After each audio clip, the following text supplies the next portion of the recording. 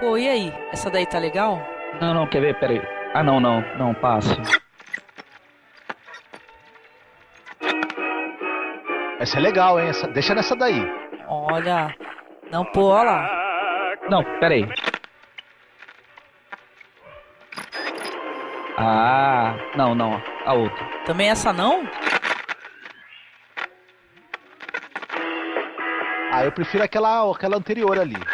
Essa era que tava tocando quando eu conheci meu cachorrinho. Olha só. Como achei tão bonito. Tá valendo?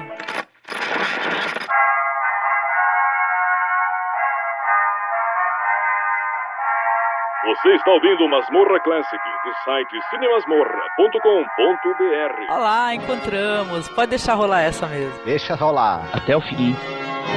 I am commanded by the king to be brief, and since I am the king's obedient subject, brief I will be. I die his majesty's good servant, but God's first.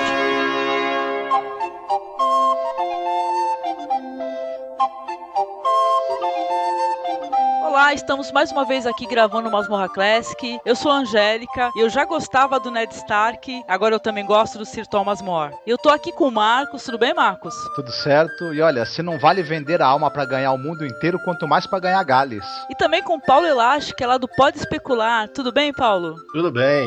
E sim, dou ao diabo o benefício da lei para o bem da minha própria segurança. Sensacional. E com o Ivan. Ivan, tudo bem, querido? Tudo bem. E o casamento sempre nos faz perder a cabeça.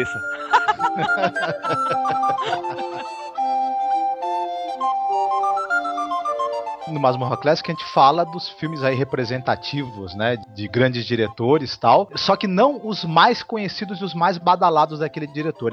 Digamos assim, a gente fala de pequenos clássicos que às vezes são menos lembrados dentro da filmografia de algum diretor importante. O Fred Zimmerman, ele é muito lembrado pelo Um Passo da Eternidade, Matar ou Morrer, né, muito mais do que pelo Homem que Não Vendeu Sua Alma, que até um filme dele, que até a popularidade dele com o tempo foi diminuindo. Matar ou Morrer e A Um Passo da Eternidade continuam adorados por muita gente. Só que eu acho que ele não fica nada a dever pra esses dois. Então, por isso que ele tá fazendo parte ali. Falando um pouco do Fred Zimmerman, ele é austríaco, nasceu em 1907, ele tentou trabalhar na juventude como músico, enquanto ele estudava Direito na Universidade de Viena. Só que lá na universidade, aliás, isso é uma coisa que parece que é comum a vários diretores. O cara vai estudar Direito, vai estudar qualquer outra coisa, e lógico, ali perto tem o pessoal que estuda cinema, que estuda artes, e o cara acaba fazendo amizade e larga a carreira dele, né, pra tentar ser artista. E é o caso dele, ele começou a gostar de cinema na época da faculdade, começou a se envolver com cinema, ele foi cinegrafista durante um tempo, né, cameraman, da produção de curtas-metragens. Aí, depois de um tempo, ele foi tentar fazer cinema na Alemanha, junto com outros cineastas aí que também fizeram sucesso nos Estados Unidos mais pra frente.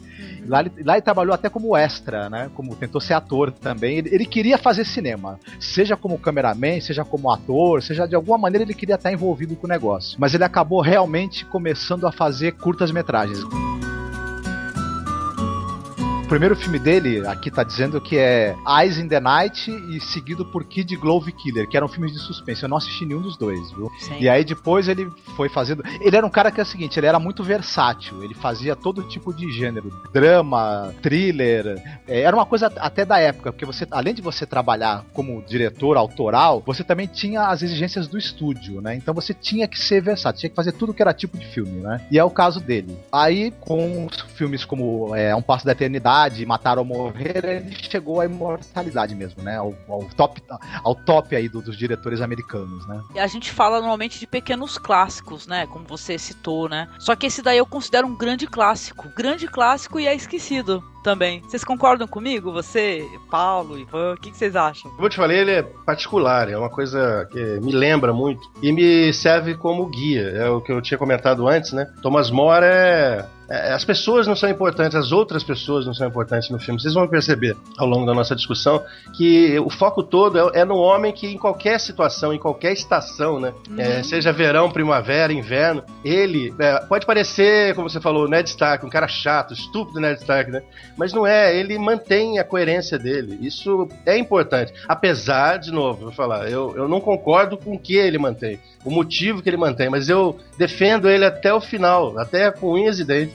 O fato também. dele manter a integridade dele. Nossa, as pessoas precisam ser íntegras, né? Isso daí tá sendo muito banalizado, né? A integridade, né? Só pra finalizar, duas características desse diretor que são muito marcantes. Uma é que ele é um cara que tem uma montagem muito rigorosa nos filmes dele. Alguns acusam ele de ter uma montagem até esquemática demais, né? Então, eu acho que esse rigor que ele tem pra conduzir a narrativa e fazer a montagem do filme, acho que isso pra mim é uma qualidade, não é um defeito como alguns apontam. E ele é um grande diretor de atores. Não é à toa que vários atores que estiveram em filmes dele foram indicados ao Oscar ou ganharam Oscar. Então também ele tem essa mão muito boa pra dirigir atores.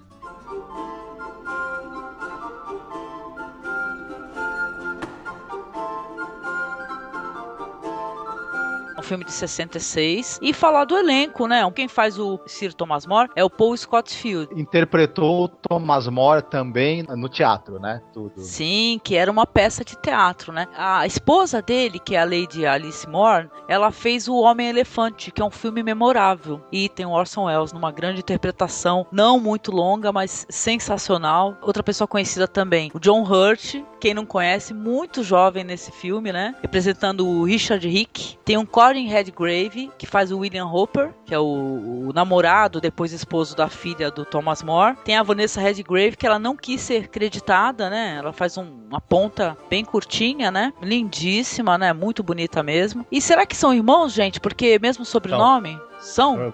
Ó, que interessante. Um outro detalhe que eu queria falar também, além do elenco, é que também tem uma versão de 88 feita para televisão, dirigida, também interpretada pelo Charlton Heston, né? Que ele faz o papel de Thomas More. Parece que ele queria muito participar desse filme, né, Marcos? Então, o Charlton Heston, ele assistiu às montagens da peça do Robert Bolt, na qual o filme é baseado, né? E ele ficou doido para interpretar e quando resolveram fazer a versão para o cinema, ele encheu o saco de todo mundo que ele queria o papel de qualquer maneira. Mas como o Paul Scofield tinha sido arrasador, né, como Thomas More no teatro, e ele estava disponível para fazer o filme também, não teve jeito, viu? O Charlton Heston perdeu essa. Paul Scofield tá maravilhoso mesmo, viu? Eu queria comentar a respeito desse elenco, que pra mim é quase todo desconhecido, exceto por duas pessoas. Uma é o Orson Welles, que apesar de fazer um papel pequeno, é um papel bem marcante. E o John Hurt, que é o mesmo ator que fez o personagem principal do filme em 1984. Sim, sim. Bem interessante, porque eu não sabia da participação do John Hurt nesse filme. Agora, a forma como eu cheguei nesse filme, eu estava pesquisando filmes a respeito da literatura de Kafka. Eu queria ver filmes que representassem aqueles livros que eu gostei de ler, mas não tinha assistido nenhum filme referente. E procurando por isso, me recomendaram assistir esse filme. Coincidência ou não, foi você que me recomendou. Sim, pra variar, né? Mas tem a ver com a narrativa de Kafka, assim, a trama, a forma como ele é envolvido nesse problema, que termina sendo, é semelhante àquele livro, pra quem já leu Kafka, O Processo, que é um homem contra o sistema sendo moído na engrenagem sem ter muito o que fazer. Se pensar bem, ele é um pouquinho virado. É sobre o processo, essa engrenagem da justiça e da não justiça, né? Se você vê, ele se protege usando a justiça. Ele tenta se proteger, né? Aliás, esse é o grande trunfo dele lá, né? Aquela cena que o Cromwell chega e fica irritado com as respostas durante o interrogatório do Thomas More. Aí ele fala assim, nós vamos pegá-lo, você vai ver, nós vamos pegá-lo, nós vamos usar a justiça, vamos pegá-lo. Aí ele falou, se você vai usar a justiça, eu não tenho medo nenhum. Porque ele sabia de todas as regras da justiça. Enquanto estivesse dentro da justiça, ele estava protegido. Um grande argumentador, né, o Thomas More, grande né? Argumentador. Eu diria que isso daí, esse filme, ele tem leves, parece com o processo de Kafka, mas ele tá mais para um filme tribunal, né? Sim. Essa postura dele de não se render de jeito nenhum, além das questões religiosas, também acreditava, e nisso ele estava muito certo, que a partir do momento que a autoridade real passasse por cima da lei e da justiça, adeus a segurança para qualquer cidadão, para qualquer estado, enfim, as coisas iam virar um pandemônio, né? Adeus a segurança pro próprio rei, né? Porque se o rei não respeita a lei que ele impôs, quem vai respeitar o rei? Exatamente. E a frase, aquele trecho final, aquela frase que eu fiz no começo, é de uma fala que ele fala faz o papel do noivo, da filha dele, né? Ele fala assim, ó, que o cara ficou nervoso, falou, não, nós temos que, agora é o momento de derrubar, vamos lutar contra. Aí ele fala, e depois de derrubar a última lei, com o diabo à sua frente, onde você se esconderia? Com todas as leis quebradas. Esse país está cheio de leis, de costa a costa, leis do homem, não de Deus. Se as derrubasse, e é o homem ideal para fazer isso, falando para ele, acredita realmente que poderia manter-se firme ao vento que então sopraria? Sensacional.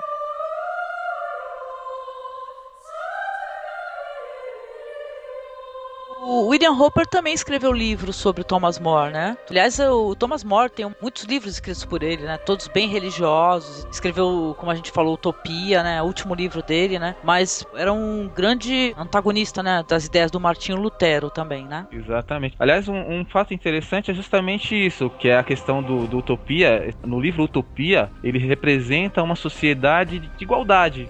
De certa forma comunista, mas não no sentido comunista econômico necessariamente, mas num sentido mais comunista cristão, daquela integração das primeiras comunidades cristãs, onde todos viviam de forma harmônica, sem querer se sobrepor ao outro por interesses econômicos ou quaisquer outros que sejam. Uma sociedade de irmandade, de certa forma. Por isso que eu considero um grande clássico. Que se você for ver a lista de premiações, é imensa. Foi melhor filme, em 67. Melhor diretor, melhor ator, melhor roteiro adaptado, melhor fotografia colorida, melhor figurino colorido. Globo de Ouro, em 67. É a lista de premiações gigante, a gente coloca até no post aqui, cara. Mas aí você se pergunta, eu gostaria de perguntar pra vocês inicialmente, por que esse filme foi esquecido? Entendeu? A gente leu até várias críticas, a Marcos até lembra porque a gente comparou essas críticas. Teve um cara, né, que até escreveu num blog aí, falou assim, esse filme foi esquecido na mesma época em que ele foi produzido. Então como é que pode um filme ganhar tantos prêmios, ter uma história assim tão interessante, tão relevante e tal, e ser esquecido? Porque, vamos ser sinceros, todo mundo lembra de Ben-Hur e outras obras assim, só que infelizmente poucos falam, né, gente, de O Homem que Não Vendeu Sua Alma. Estranho. Eu não consigo formular uma hipótese, porque o filme é realmente muito bom. É um filme que vale a pena ser visto. E é um filme que eu não esqueço, gente. Quando você falou que ia fazer podcast sobre isso aí, eu falei assim, não, eu quero fazer. Continua valendo o que eu assisti. Meu Deus, continua valendo. Apesar dos meus valores, aquilo porque eu acreditava ser aquela pedra, é outra coisa. Eu tô defendendo outra coisa agora. Olha, é incrível. Eu acredito que o filme ele é atemporal, né? Porque as questões que são colocadas, elas são atemporais. Existem até hoje. Né? O que a gente estava conversando aí sobre esse negócio da pessoa ter convicções inquebrantáveis, sabe? Falar assim, eu não vou me vergar o que você tá fazendo, porque eu acho que é o certo. Entendeu? Que pode ser uma atitude estúpida vista por muitas pessoas. Por isso que eu até brinquei com a parada de Ned Stark no começo, né? Essa discussão toda do abuso de poder, de você se manter fiel às suas convicções, mesmo quando pressionado por alguém que tem mais força do que você, né? Mesmo quando a sua vida de repente pode estar em jogo e seus interesses e tudo, isso é uma questão muito válida, cada vez mais válida. Agora, quanto ao filme, por que talvez ele não seja tão popular hoje em dia, eu acho que ele tem uma fórmula que o Fred Zimmerman usou, uma maneira de contar a história que ela é tão redonda, tão fechadinha, tão bem construída, que ao mesmo tempo para alguns o filme parece frio, ele parece esquemático demais e talvez o público, né, gosta daqueles arroubos de emoção, um pouco de sordidez e violência, e como o filme ele é um filme muito centrado num objetivo, aí acaba o grande público assim talvez não gostando muito. Ele é um filme muito sóbrio, né, com quase nenhum exagero, e aí o público também acaba, né. Um dos trechos que ele foge um pouco disso que você falou, na parte em que o rei visita o Thomas. É o único momento em que nós temos esse ponto fora da curva dessa sobriedade. Isso mesmo. O Robert Shaw tá ótimo, né? Ótimo, nossa, todos.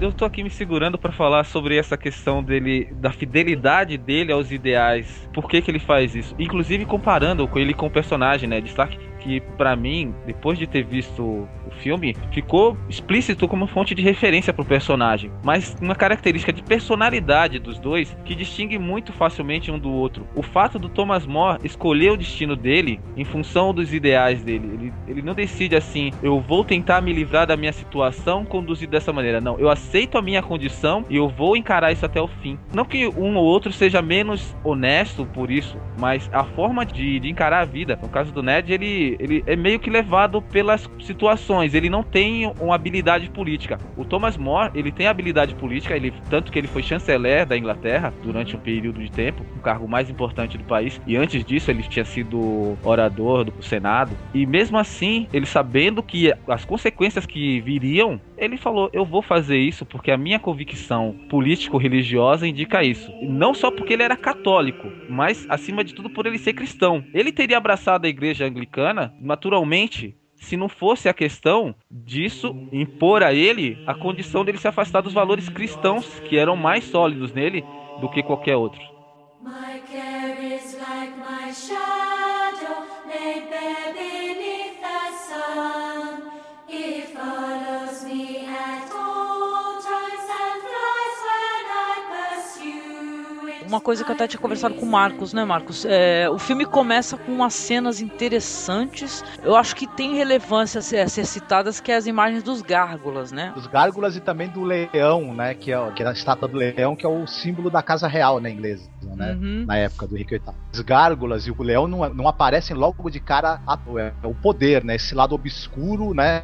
Do poder e tal. Essas imagens aí que estão em cima lá do palácio não são focalizadas à toa, né? A gente já sabe que nós vamos ver um filme em que o poder mostra suas garras, né? Como eu falei pra Angélica, eu fiz um roteirinho, fui acompanhando, fui assistindo o filme e fui anotando. Aí eu percebi que a abertura da Columbia é com couro de metais. Aquela logo quando abre assim a abertura da Columbia do filme, né? E, ai meu Deus, agora que você vai bater em mim, né? E eu gosto muito desse filme, é sério o filme, mas juro que parece a abertura do Chaves. Ai, eu vou ter que rever e toca aquele negócio, gente, é o Chaves. Nossa, caramba! Que lembrança! O filme é bom, viu? Que eu vou rever a abertura agora, eu vou rir. Pois é, esse aqui é o problema. Eu comecei a rir, né? Aí depois você pode ver que tocou essa música e não toca mais nada. Aí aparecem os passarinhos cantando e os gárgulas anunciando o dia. Bom, continuando, a não ser que o Ivan tenha alguma coisa pra falar, eu posso continuar. Rapidinho. Posso falar que imediatamente vou ver a abertura do Chaves pra poder comparar essa cena.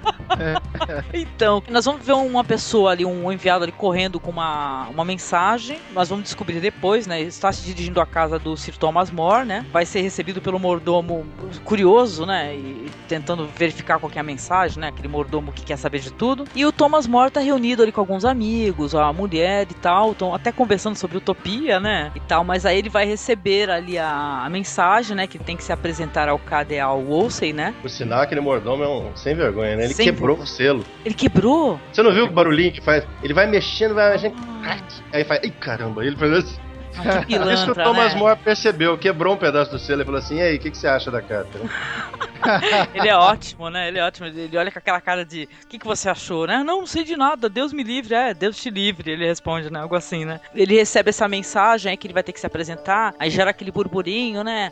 O pessoal tava conversando sobre outros assuntos, mas já focou, né? No interesse ali, por que ele tá sendo chamado e a curiosidade, né? Apesar que uns já levantam a questão que é da Ana Bolena. Tem uma coisa que eu acho legal nessa cena da reunião, quando o Thomas More recebe a mensagem do Cardeal Wolsey, né? Que ele já apresenta os personagens, ele já coloca o Rich ali, tentando se mostrar inteligente pra todo mundo que tá ali junto com ele, e recebendo sendo assim, ignorado, né? Ele tenta ser espirituoso, tenta chamar a atenção, e o pessoal não dá muita bola pra ele, acha que as opiniões dele são meio bobocas. Já sabe que o cara tem um ressentimento e uma necessidade de ser aceito nos círculos ali mais, né, elevados da corte. Você tem o Duque de Norfolk, que é um grande amigo do Thomas More, o personagem já tá sendo apresentado ali, e você sabe que é um cara que tem umas opiniões meio irreverentes pelo que ele tá falando nessa cena. A gente já tem os personagens principais aí sendo apresentados e você tendo um pouquinho da personalidade dele, de cada um deles sendo revelada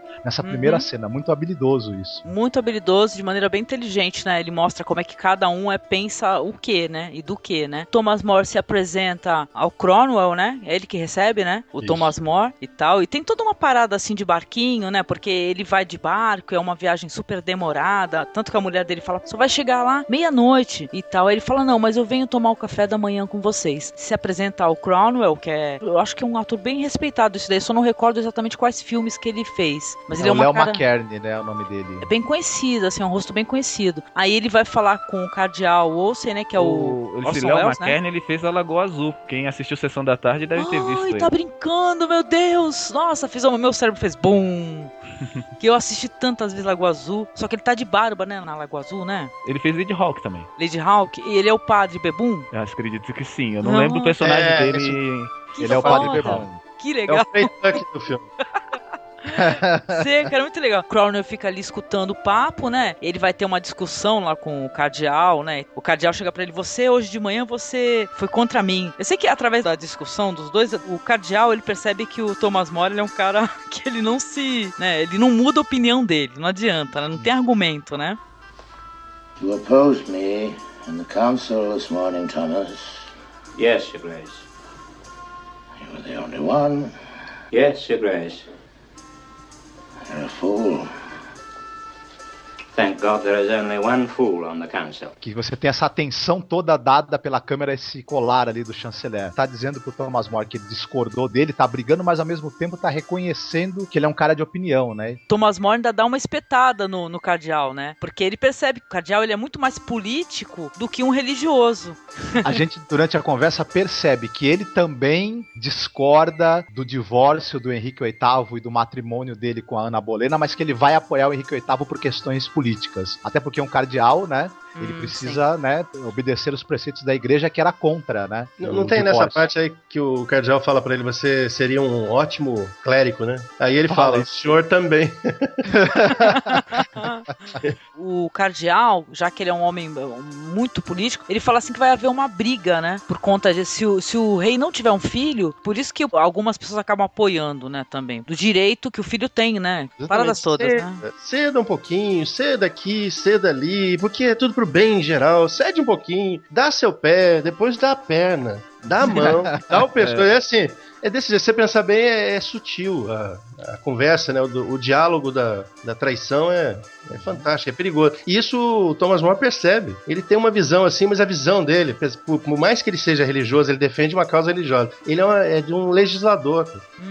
Sim. Então ele chega assim e fala: não, a gente tem que ter regras. Temos que ter regras, senão vira uma zona isso daqui. O Thomas Wolsey, que é o chanceler, ele tá numa posição muito delicada, porque sim, ele é um representante da igreja como cardeal, porém ele é o chanceler do reino. Ele vai se conduzir como o Thomas More. Certamente o destino dele tenderia a ser o Thomas More. Ou seja, ele tem que conduzir a questão de forma política e não religiosa. Tá aí uma coisa que praticamente uma coisa anula a outra, né? Política mais religião, né? Enquanto eles estão conversando também, o Henrique VIII, ele chega, né, assim, do castelo, vindo da casa da amante, né? Que seria a Ana Bolena, com quem ele quer se casar e tal. Então ele tava lá na casa dela. Ele fala assim: eles estavam fornicando.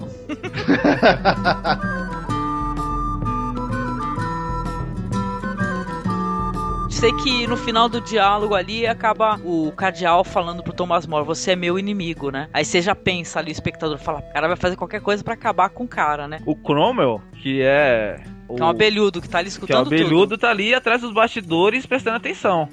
Na conversa, interessado muito no assunto. E não por interesse do chanceler. O cardeal chega pra ele e fala assim: o que você acha de ser o Duque de Norfolk, né? Aí ele fala: excelente. Aí, o que você acha de ser o Cromwell? Aí ele fala: antes eu do que o Cromwell. Ele mesmo faz um ar de concordo. O Cromwell, ele é o vilão, né, ele é mostrado como vilão nessa representação. Ele foi uma figura assim muito curiosa e contraditória da história inglesa, né, e tal. Alguns o veem como um verdadeiro herói, outros como um oportunista barato, enfim, ou a mistura dos dois. Mas ele tá muito bem interpretado, né, pelo Léo McKern. E é uma interpretação assim, ele tem alguma coisa de ave de rapina ardilosa que fica ali aproveitando o melhor momento, né? Fica quieto, mas na hora H ele põe as garras de fora. Eu acho que é importante também a gente lembrar dessa cena, que quando ele vai sair, ele é assediado pelo pessoal, porque ele é jurista também, o Thomas More. O pessoal que quer que ele interceda, né, nas causas deles, e uma mulher vem trazer um cálice pra ele, né? Que vai dar merda, por causa disso aí, por causa do cálice, né? Ou eles vão tentar, né? Pelo menos, né? Por que ele não pegou o cálice e devolveu pra mulher? Porra, que saco. Não, mas ele foi empurrado, você percebeu que o negócio foi rápido, ele foi... Não, mas ele foi todo mundo empurrando, não, tá. Aí chega um cara todo bem vestido e fala assim: o meu caso é super importante. Ele, tá, dá o papel aí. E vai embora, né? Ele tenta tenta jogar o cálice fora no mar, aí o barqueiro fala, não, que é isso, esse cálice vale muito dinheiro e tal, e ele fica com o cálice, e isso é uma coisa importante, porque depois ele vai dar esse cálice pra uma certa pessoa e vai fazer vai ser muito importante mais pra frente. Rapidinho, eu acho que esse cálice era de plástico, claro, porque na hora que jogou, o Ele bagulho boiou na hora, porra. Quando o negócio é pesado, afunda com tudo, né? Vai ver que naquela época a prata tinha densidade diferente, alguma coisa.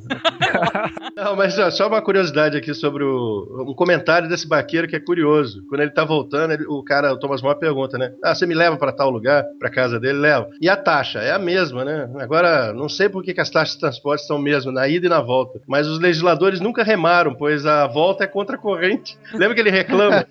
É verdade. Dá mais trabalho, né? Pô, é muito mais cansativo. É o mesmo preço. Sim. Aí quando ele chega lá, quem tá esperando por ele nas escadarias dormiu a noite inteira? O Richard. O riquinho rico, exatamente. O Richard Rick, né? E que nosso amigo John Hurt, né? Que é o John Hurt. Aí ele chega e fala assim, eu fiquei aqui esperando o senhor falou que hoje se ele ia dar uma resposta, me arrumaria um cargo, né? Aí ele fala pro Richard, cargo é de professor, né? Aí ele fala assim, poxa, professor, tem aquela discussão, ele fala assim, pô, mas que não é muito relevante que eu vou fazer. Aí o Thomas fala, poxa, mas seus alunos vão saber, Deus vai saber, e o Thomas acaba dando o cálice pra ele, né? Ele fala que vai vender, ambicioso, rapaz. É interessante nessa discussão, porque o Thomas, ele reconhece que aquela peça é suborno, e ele até explica pro Rick isso. Fala, você vai ganhar mansões, né? Só que eu percebi que ele falando, ele deixou o moleque mais com vontade de ser um cara poderoso dentro daquele sistema, né? Ele se recusa a dar um cargo pra ele na corte, que ele já percebeu que ele é uma pessoa, o Richard, que ele se deixa levar pelas suas ambições, pelos seus delírios, pelos seus sonhos, e ele não tem uma fortaleza moral. Então na corte ele ia ser subornado, manipulado e usado, ou ia se tornar um grande crápula para poder ascender mais, né? Thomas More achava que ele no emprego simples, talvez as qualidades deles prevalecessem. Já na corte, o que ele tinha de ruim ia vir à tona, né? Ele já era um crapulinha, né? Era um aspira de crápula, né? Porque, porra, as atitudes dele e tal, a maneira como ele queria manipular as pessoas, né? E puxa saquismo e tudo, o Thomas sacou logo como é que ele era, né? E é uma atuação maravilhosa, porque o tempo todo ele faz aquele ar de coitadinho, de pessoa simples, mas você percebe algumas mudanças de expressão que o ator tem em momentos chaves. O cara tá dissimulando o que ele realmente é, né? Ali dentro o cara é como você falou, já é um crapulinha já pronto, né? John Hurt, exatamente. Jovem ainda nessa época, né? Mas já um ator que tá tendo uma interpretação de gente grande nesse filme, né? Sim, excepcional. Deixa eu bancar o advogado do diabo mais uma vez. Vai lá. O Richard Rich, eu fiquei pensando, o que motivaria a pessoa a ser daquela forma? Eu, curioso que sou, depois que assisti o filme, fui pesquisar um pouco sobre o que era esse Richard Rich. E ele se tornou depois o chanceler da Inglaterra. Ele já tinha alguma estrutura familiar, o que ele queria era uma projeção, justamente ele queria um emprego, mas eu imagino que naquela época as formas de se conseguir emprego não eram muito diferentes da de hoje. Quem indica já funcionava. Tinha que rolar uns favores, Tinha que rolar uns favores, e ele precisava. Quem melhor do que a pessoa próxima do rei, um amigo pessoal do rei, para indicar ele para uma função de relevância. Se ele tá querendo galgar uma carreira política relevante, a função de professor certamente não cabia a ele. Não era o interesse dele. Contudo, claro, Thomas More percebeu que ele não era a melhor personalidade para que ele indicasse. E aí ele teve... Correto, sim. Que nesse ponto, acho que todo mundo confiava no Thomas More como um juiz de caráter. E eu vou fazer um link com o podcast anterior, de alguma maneira. Nós falamos anteriormente dos duelistas, do Duber e do Ferrot, né? O Duber, o cara é bem sucedido, de família e tal, e o Ferrot, aquele cara que recebendo ali suas patentes, aumentando as patentes por capacidade. O Richard Rick, ele não queria ser um Ferrot, ele queria ser um Duber. Foi tentar de todas as maneiras, pedindo favores, fazendo conchavos, ser um cara respeitado, bem sucedido, né? E que conseguiu, né? A história mostra que ele conseguiu, né? Independente do que ele fizesse, né? E ele é o oposto do Thomas More, ele é uma espécie de reflexo oposto dele, porque enquanto que o Thomas More é o homem que não vendeu sua alma, o Rich é o homem que vendeu sua alma e leiloou praticamente, né? A alma tem preço. Ele é o Thomas More bizarro. Do mundo paralelo, Depois de saber que ele chegou a chanceler dessa forma, eu me sinto constrangido pela humanidade. Ele conseguiu, né, o que ele queria, né, e tal. E aí que vem o debate que rola em no filme inteiro, que é o que é você se vender, né? Ou vender as tuas ideias, ou você se arquear ao que os outros querem que você seja, né? E você não ser de verdade.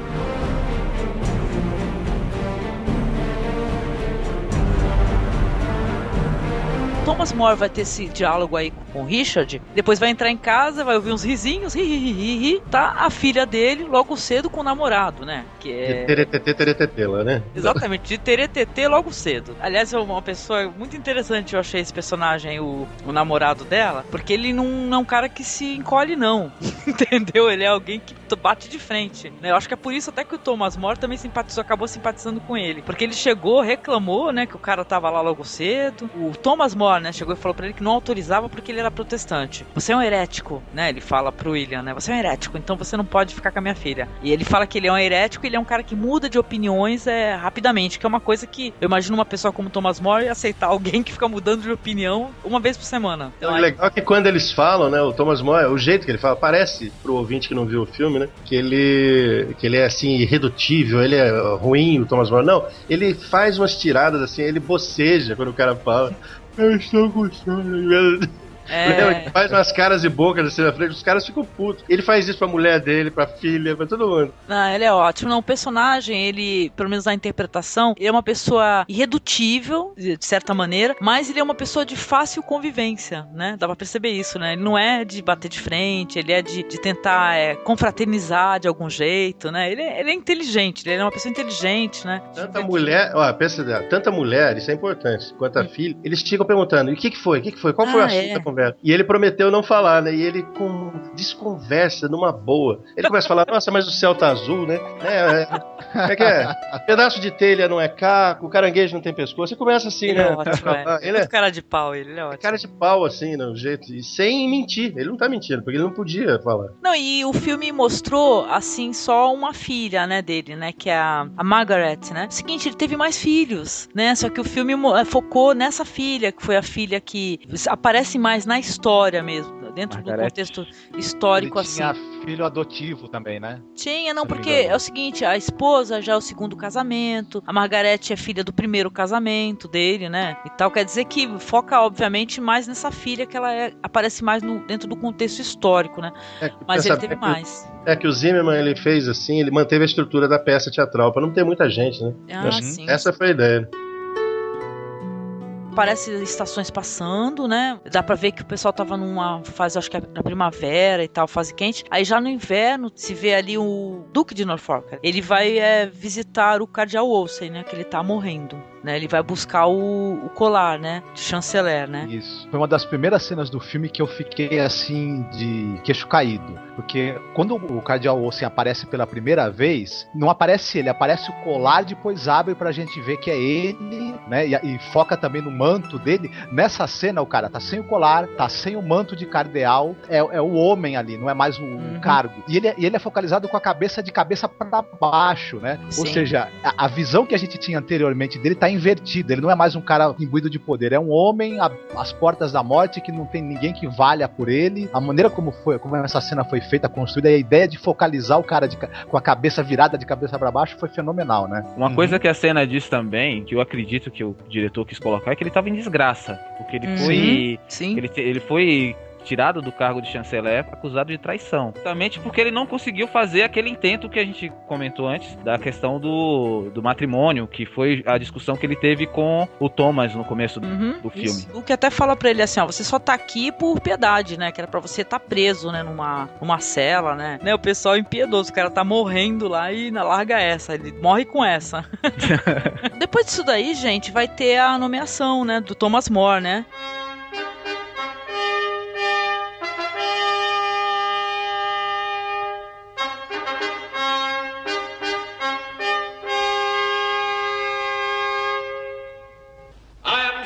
Charged by the King himself, here openly to declare how much all England is beholden to this man, and how worthy he is to have the highest room in the realm, and how dearly the King's grace doth love and trust him, not only for much good counsel delivered in council, but for better counsel yet, the which is privy to the King's person, And this same Sir Thomas More, here made before you all to be Lord Chancellor of the Realm. Eu gostei muito da maneira como a cena foi mostrada, porque, sabe, muitos extras, né? Muita coordenação, né? De maneira habilidosa, assim, do diretor pra mostrar a cena, né? Eu adorei, eu gosto desses planos, sabe? Que foca muita gente. É uma composição com as roupas vermelhas de todo mundo e o Thomas More com a roupa mais escura se destacando, né? Outra cena muito bem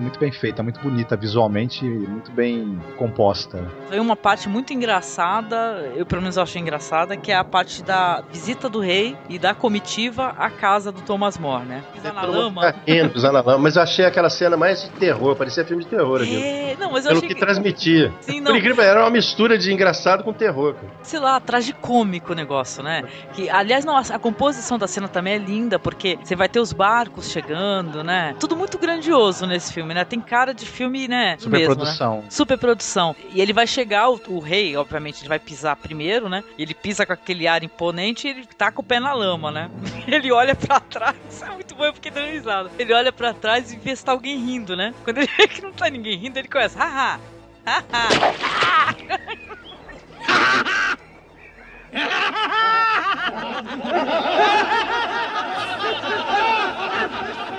Ele estava se divertindo com a situação. Na verdade, ele estava se divertindo com o fato de que as pessoas que estavam lá no barco, os cortesãos, estavam com medo dele, né?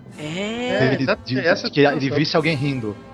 Não, mais pra frente a gente até descobre que o cara é louco mesmo, né? Que ele tinha sífilis, né? Sífilis deixa a pessoa maluca com o tempo, né? Então o cara era meio doido também. Então o pessoal não sabe o que esperar dele, né? Pode vir qualquer coisa.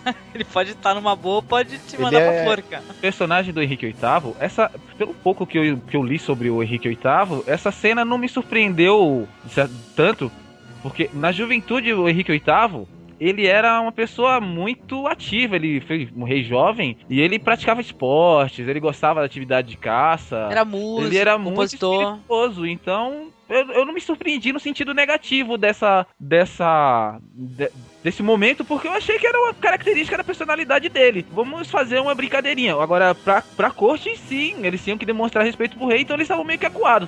Vamos esperar o que ele vai fazer e nós reagimos de acordo. Que coisa, que tenso que deve ser tu ser cortesão, né? Tu tem que esperar pra saber o que você vai fazer, o que você vai falar. Cabeças rolavam constantemente naquele período. Lembrar também que aquilo era uma visita surpresa. Não, visita surpresa e o pessoal já tava com o banquete todo armado, né? Desesperado, descabelado, né? Só fazer um comentário, quando ele junta tudo, ele começa a apresentar a família, lembra? Pro rei. Aí ele apresenta e o rei pergunta se aquela era a filha, que era estudante. Nessa hora, a mãe, né, fica preocupada. A própria filha olha pro Thomas More, né? Aí o Thomas dá aquele sinal, mexe com a cabeça, depois pode falar. Né? Aí ele responde que entre as mulheres era sim reconhecida, uma pessoa, um estudante.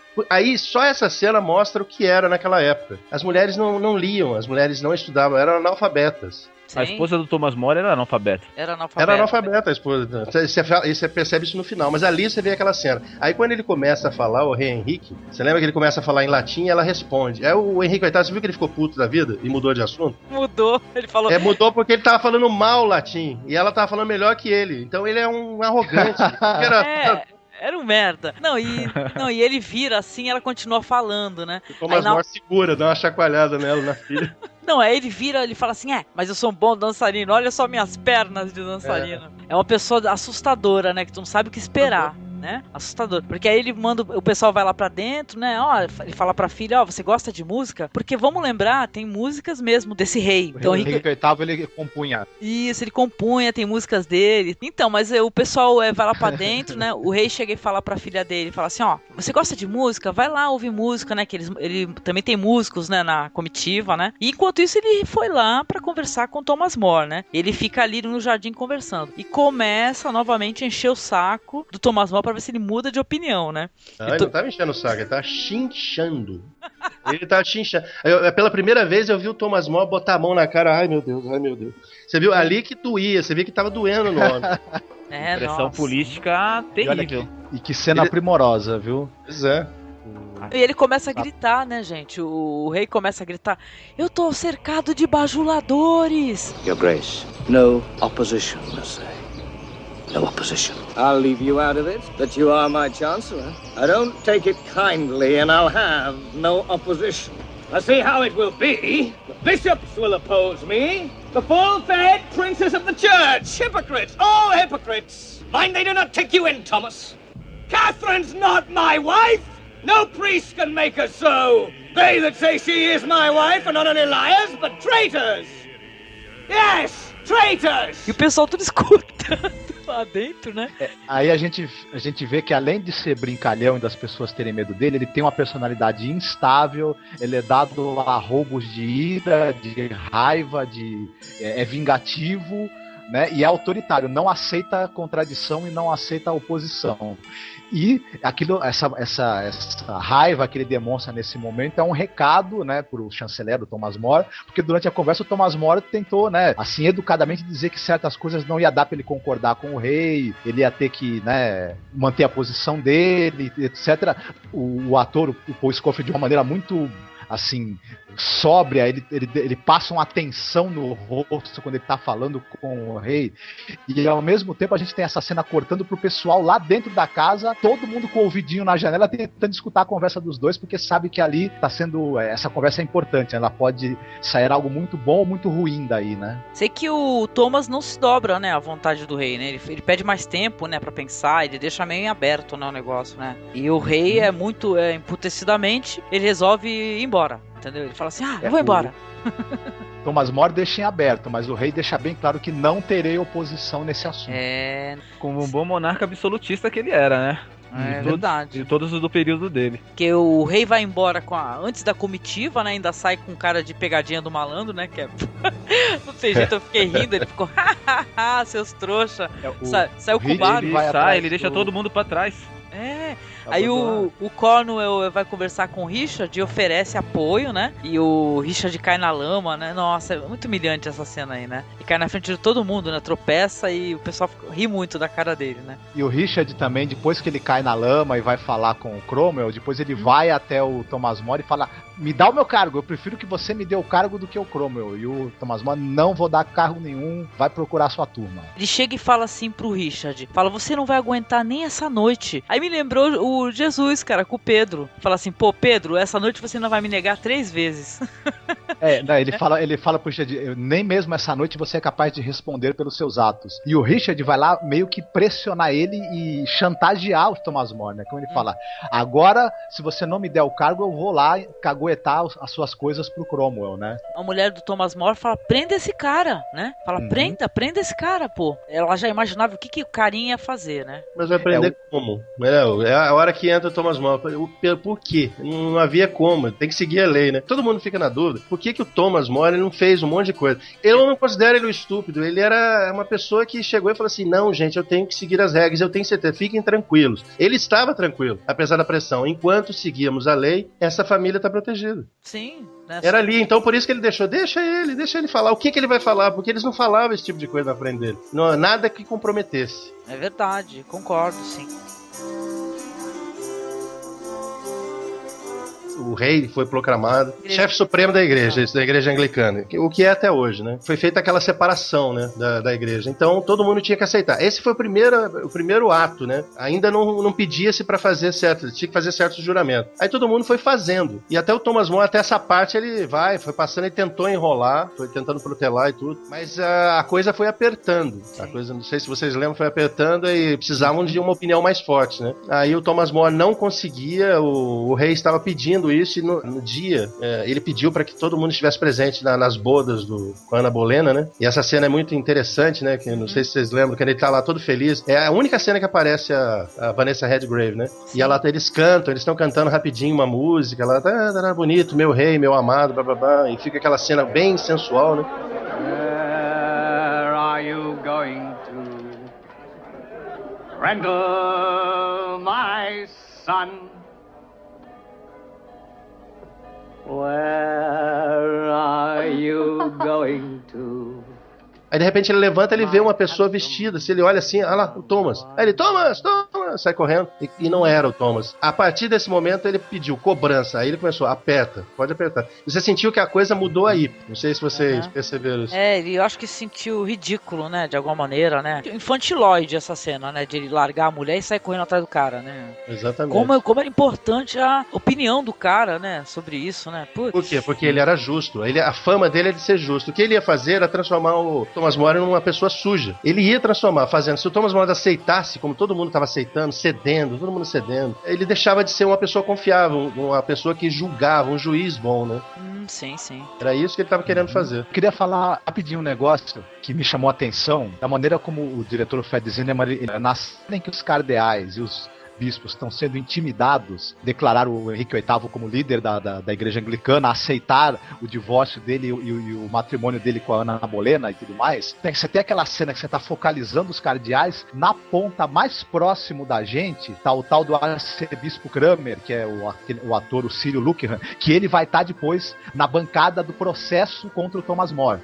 Né, que interroga ele e tudo mais. E você percebe que tá todo mundo com cara de indecisão. Esse ator que tá na ponta, ele é o que faz aquela cara de que olha pra todo mundo e fala, vamos aceitar, né? Então ele já introduziu também mais esse personagem e deixou claro que com a liderança dele, né, desse sujeito do Kramer, os outros bispos e cardeais ficaram todos ali como ovelhinhas ali, seguindo a vontade do Henrique VIII, né? Thomas acaba se demitindo, né? Ele se demite, né? O amigo dele, né? Ele vai lá pra retirar o colar, né? Ele chega lá, só que o Duque não pode retirar o colar, né? Então aí ele pede ajuda pra mulher, a mulher fala, não, eu não concordo. E ninguém eu acho que eles não querem ajudar ele a retirar o colar, porque entendem que essa atitude dele de renunciar vai botá-lo numa situação, né? E a filha acaba apoiando, né? E retira o colar dele. Sei que depois vai ter um diálogo tão interessante que ele vai embora segurando o colar e conversando com o Thomas More. Aí ele fala assim, poxa, por que você tá fazendo isso? Não tem uma outra maneira de lidar com isso daí e tal. Aí tenta, sabe, fazer o Thomas falar. Aí o Thomas vira pra ele assim, se eu falar pra você, você não fala nada pra ninguém? Aí ele fala, sim, fica só entre a gente. Aí ele, quer dizer então que você está conspirando contra o rei, guardando segredo. Aí o amigo dele fala, poxa amigo, por que você tá me pregando peças assim? Aí ele responde, fala assim, não, tô te mostrando o sinal dos tempos, como é que estão as coisas agora. É muito legal esse diálogo aí. Isso é muito bom. Pô, você me pegou. Toda hora o Norfolk era pego. E eu acho também que nesse diálogo ele deixou claro pro Norfolk uma coisa. Ele falou, você é meu amigo, tudo bem e tal, mas você está ali ao lado do rei, etc. E ele vai pressionar você a me pegar também. Então você é meu amigo por enquanto. Daqui a pouco você vai ter que escolher entre eu ou você, né? Então... Uma coisa que a gente não comentou, mas é uma coisa interessante que a história, nos diálogos entre os personagens vai ter, né? O Thomas More não é rico, obviamente, porque ele não é corrupto. E dificilmente as pessoas que não são corruptas, elas né, pelo menos em política e tal, né, elas só são milionárias, multimilionárias quando elas estão fazendo alguma coisa errada, né? Porque o cargo não te dá mais grana, tu não vai ficar podre de rico. Sei que ele acaba demitindo os empregados dele, né? O mordomo até tenta ficar com ele, aquele mordomo curioso. É Matthew, se não me engano. Matthew, né? É Matthew, você não quer ficar, né? Por você não vai pagar? Não. Você vai ter aumento de trabalho e menos grana, tu quer ficar? É melhor eu aceitar. Ele achava que talvez o Matthew ficasse porque a vida toda ele relevou o fato do cara ser um fofoqueiro curioso e ficar bisbilhotando. E aí tem uma conversa dele com a esposa que é muito interessante também, porque ela sempre contra essa situação, né? Ela fala assim, pô, eu quero pelo menos entender, já que eu perdi, né, o status, né? Eu quero entender essa situação direito, né? E ele tenta conversar com ela não compreende, né? Ela não aceita, né? A esposa fala pra ele assim, poxa, você é um bobo se você acha que você vai poder ficar aqui tranquilo depois de tudo isso que aconteceu, né? Eu acho que ele ainda não tem a noção do quanto o Henrique VIII tem fixação nessa coisa de ser, não, e também de ter pessoas eminentes corroborando a opinião dele, né? Até onde ele está disposto a ir para que todo mundo concorde com ele, né? Thomas More ainda não tinha ideia do quanto ele estava, né, obcecado por isso, né? Então, o Richard vai visitar o Cromwell, olha lá, agora saiu, e vai conversar sobre esses aspectos aí do Thomas More, né? Só que ele vai como um escrivão, né? Algo assim, né? Pra ir anotando, né? que acontece, né? Traz a testemunha, que é a pessoa que deu o suborno da taça, e o Duque de Norfolk tá tentando ajudar, né, o Thomas More, né? Tá falando assim, olha, ele não fez nada errado, esse negócio da taça aí, não adianta vocês, que ele já vendeu a taça pra outra pessoa, o Richard, eu vou falar que a taça foi roubada. O legal foi a data, como é que chama? A decisão no tribunal foi em abril. Aí ele falou, ele vendeu em maio aqui, tá a nota aqui. Quer dizer, não adiantou em nada. Não adiantou, Ele não né? mudou a opinião dele, ele parece que ferrou com o marido lá da mulher lá. Eles viram que esse negócio da taça aí não rolou nada, né? A gente até comentou sobre a festa, né, e tal, só que a festa é depois disso. Pois é. Não, mas tudo bem, mas o Cromwell fala pro Sir Thomas More que ele tem que abençoar esse casamento, que ele tem que ir pra festa, que é aí que vai rolar a parada então, né? Da festa que o rei, o bobão, né, vai ficar lá correndo atrás do Thomas More, né? Eu queria lembrar uma cena que já passou, que é o momento em que o Cromwell tá conversando com o Rich, e ele tá querendo arrancar do Rich essa história do cálice. E aí o Rich fica, não posso falar nada, tal, e etc. Ele fala, é mesmo? Você não pode falar nada mesmo? Pois é, acusa lá o Thomas de várias coisas, né? Primeiro tenta com o cálice, não consegue. Ele já tava precavido, ele achou que iam tentar atacá-lo com esse negócio do cálice. Aí ele veio falar do negócio do livro, né? Porque o Thomas More escreveu um livro junto com o rei, né? Não é verdade? Defesa da igreja. Foi aí que ele ganhou o título de defensor da igreja, né? O Henrique VIII. Sim, então, porque como o rei mudou de opinião, ele não queria mais ser casado com a Catarina e queria casar com a Ana Bolena, ele queria dar a entender que, na verdade, quem obrigou ele a escrever o livro, quem deu as ideias foi o Thomas More, né? Sendo que não era assim, né? O Thomas só ajudou, né? E o Thomas More, ele é muito inteligente, fala que o rei quer me punir por um livro que eu escrevi junto com ele, é isso. Interessante, né? Aí ele falou, não, o rei foi forçado, Eu forcei o rei? Aí ele fala, você influenciou. Absurdo, né, cara? Como os caras usam de estratagemas, né, pra tentar pegar, né? Uma coisa que eu achei interessante nesse trecho do filme é que, apesar do Cromwell falar que foi o rei que pediu isso, não fica claro nitidamente que é o rei que tá pedindo. Dá a impressão que é algo mais pessoal entre ele e o Thomas More do que exatamente uma perseguição do rei. É verdade, isso eu ia comentar, Ivan. Foi bom você ter lembrado. No começo, quando ele chega, ele fala assim, todo sorridente, né, o Cromwell, né? Aí ele falou, isso aqui é um interrogatório, né? O Thomas More fala, não, é só um bate-papo. Aí quando chega no final, terminamos o interrogatório, não sei o que, que ele assume, está totalmente diferente.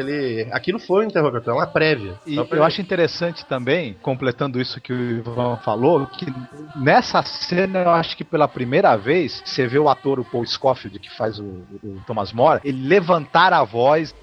Sir Thomas More, have you anything to say to me regarding the King's marriage with Queen Anne? Ele tem uma postura mais agressiva. I understood I was not to be asked that again. Then evidently you understood wrongly. These charges are terrors for children, Master Secretary, not for me.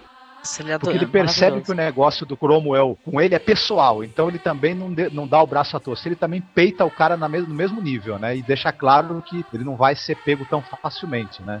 Não, eu queria dizer, esse ator, cara, quando ele levanta a voz, cara, que potência, que voz é essa, hein? É de tremer as paredes, né? Vocês perceberam? Até no final, quando ele dá aquelas declarações, o cara, ele fala com uma voz impostada, dá pra ver que é um ator de teatro, gente. Mesmo aquela voz que reverbera no ambiente, né? E quando ele resolve falar alto, então, sabe, é sensacional, viu? E põe respeito.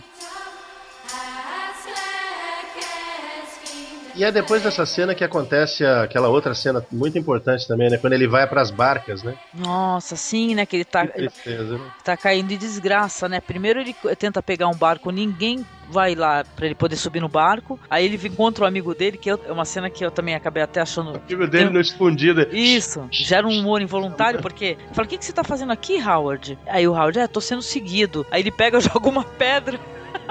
Tem um cara, né? Sai um cara de trás de uma moita lá, né? Olha lá, tá vendo? O cara tava me seguindo. Aí o Thomas, ele resolve que ele não vai deixar acontecer nada com o amigo dele, que ele percebeu que o amigo dele ia fazer qualquer coisa por ele, né? E ia acabar se enrolando também por conta dele, né? Ele pensou assim, eu vou simular uma briga com esse cara. E começou a falar alto, coisas assim como se estivessem tendo uma discussão, né? Os dois, né? E ele acaba, desse jeito, libertando o amigo dele de alguma desconfiança que alguém tivesse, né? Mas é muito triste, né? Que você fala assim, pô, dá pra ver que os dois se gostam muito, né? O Nigel Davenport, que faz o Duque de Norfolk, ele também tá muito bem nessa cena. Muito. E uma coisa engraçada é que ele, pra ajudar o Norfolk, pro Norfolk não ser considerado traidor, porque eu tava conversando com ele fala bem alto algumas coisas que podem depois ser usadas contra ele mesmo, né? Ele se coloca no fogo pra não comprometer o amigo, né? Nesse momento eu senti tanta pena dele, né? Porque, porra, ele sempre um cara honesto, né? Nunca foi corrupto nem nada. E o cara tem que voltar pra casa a pé, né, meu? Achei essa cena uma das cenas mais emocionantes do filme, assim, uma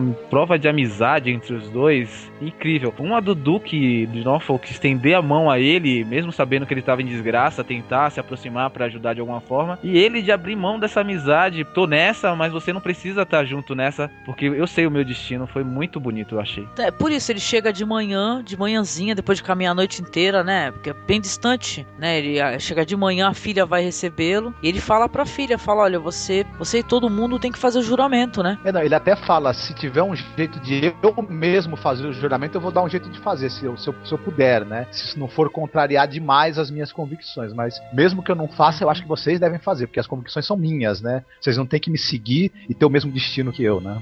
Ele sabe que tá pra ser preso, né? Como acontece, né? Acaba sendo preso, né? Com alguns livros e tudo, e fica numa cela lá, né? Vai passar um longo período, assim. Pela passagem das estações, ele ficou o quê? Mais de um ano, né? Preso, né? E sendo julgado, né? Uma maneira muito interessante de mostrar a passagem do tempo também, né? Eles estão tentando implicar o cara de qualquer jeito. Então eles não querem fazer alarde, né? Do que eles estão fazendo. Aí fica essas audiências noturnas, né? De acusação, né? Eu sei que ficam furiosos, né? Eles não conseguem. E o Richard, que tá presente, né? Depois ele fala assim: tem uma vaga aí em Gales, né? Pra procurador-geral de Gales, né? Só que o Cromwell tá super nervoso, fica falando assim: a gente tem que dar um jeito de fazer esse cara se entregar. Aí o Richard, ó que filha da puta, ele chega e fala assim: torture. Entendeu? Olha isso, né? E aí ele vira assim, dá aquela risada assim, o rei não quer isso sobre a consciência dele. É uma coisa engraçada, porque nesse momento, até aí, o More, ele estava se valendo do seguinte, ele dizia, olha, vocês estão dizendo que eu nego o direito do rei de casar com a Ana Bolena, eu não assumi esse direito, mas eu também não neguei, eu fiquei na minha, eu não falei nada, né? Então até então ele não pode ser acusado diretamente de estar fazendo oposição ao rei se ele não se pronunciou, né? Tal. E aí que vai entrar falso testemunho do Richard mais pra frente, né? E ele pede livros, né, na inocência dele, né? Ele fala, vocês podiam levar outros livros. Fala, será que vocês podiam levar mais livros pra mim? O cara vira pro outro, como é que é? Ele tá com livros? E manda o Richard retirar os livros, né? Pede pra ver a família também na égua, né? Vixe, o cara, puta que pariu, ele tá na merda, né? E vai pra uma cela pior, né? Ainda por cima. Ele vai indo cada vez para celas menores, menos confortáveis, e é engraçado como a maquiagem vai mostrando o ator com os cabelos mais brancos, com o rosto mais cheio de marcas, né? Cinza. Ele tá, na verdade, envelhecendo e sofrendo muito, né? E o ator também, com a sua postura corporal, ele mais arqueada, mais enfraquecida, ele também passa muito bem o sofrimento que ele tá tendo na masmorra, né? Dá a impressão de que passa muitos anos dele preso, mas acho que não foram tantos anos assim.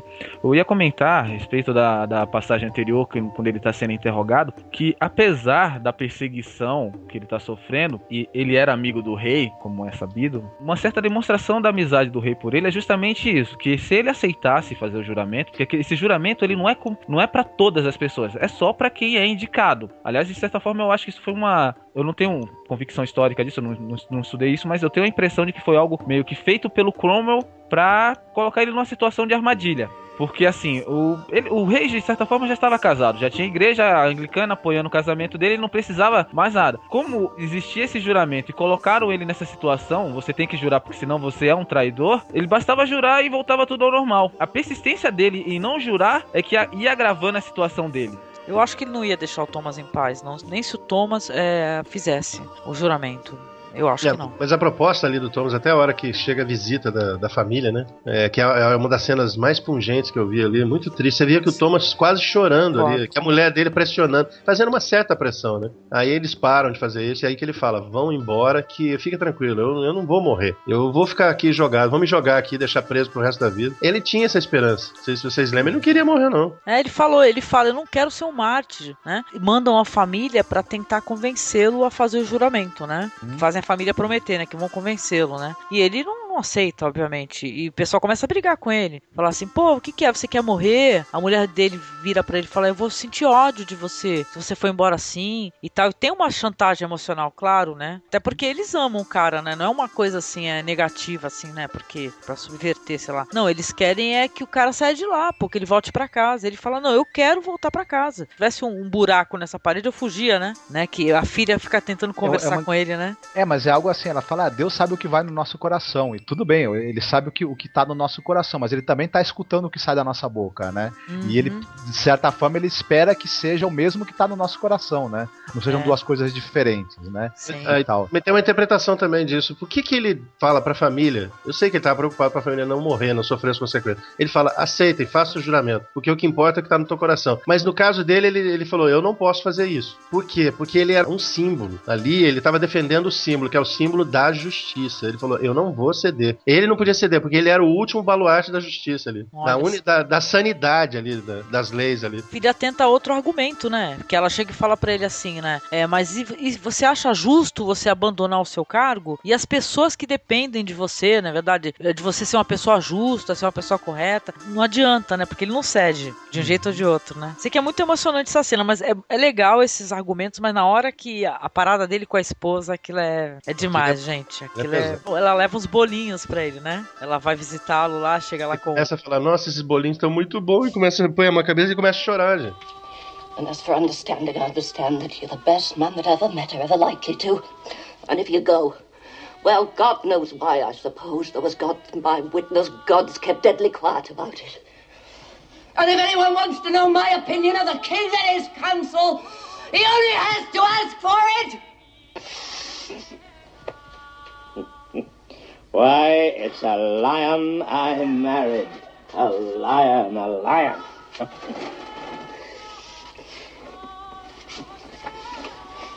Oh, this is good. Yeah, very good. Sorry, Sir Thomas. Oh, for pity's sake. Time's up, sir. But one more minute, man. You don't know what you're asking. We want. Come along, miss. For heaven's sake. No, don't do that, sir. Now, madam, don't make trouble. Come along, please, Lady Alice.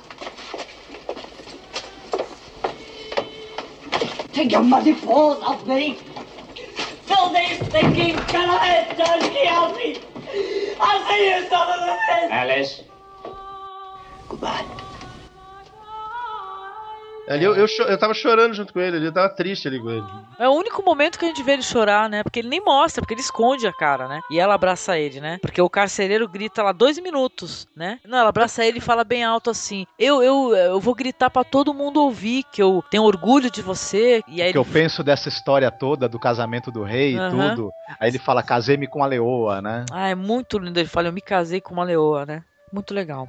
E um detalhe que eu acho que é interessante a gente falar pro público que tá ouvindo, que essa é uma cena muito emocionante, realmente dá pra levar as lágrimas, sem ser uma cena apelativa, exagerada. Ela, na verdade, o tempo todo ela é muito sóbria, tanto as atuações, né, são sóbrias, são controladas, como até a maneira como a cena é enquadrada mesmo, não é nada assim, uma emoção forçada. Não tem closes gigantes assim na cara da pessoa. Então, nessa cena você não vê aquele show de lágrimas, aqueles closes do pessoal chorando, aquelas interpretações exageradas, essas coisas. É tudo muito sóbrio, muito controlado, mas eu acho que a força tá justamente nisso, né? É uma cena em que menos é mais, né? Nossa, sim, porque dá pra ver o quanto o pessoal tá angustiado, cara, e ele também tá, só que ele não quer demonstrar também pra família, né, que ele tá desesperado, que ele sabe que vai morrer, porque eu achava que ele sabia mesmo que ia morrer, ele já tava imaginando que ia morrer, sei lá. Ele sabe que vai morrer, a gente sente com certeza que, talvez no começo da conversa não, né, que ele fale, que vamos esquecer aqui, deixa quieto, mas já no final de tudo, quando ele está se despedindo da família e a maneira como ele fala, a gente percebe que ele acha que não vão deixá-lo na cadeia lá, simplesmente não. Ele foi longe demais pra voltar atrás. Sim, cara. Isso é uma cena lindíssima, cara. Nesse momento aí eu chorei desbragadamente. Chorei muito. Tô lacrimejando aqui agora. Meu Deus.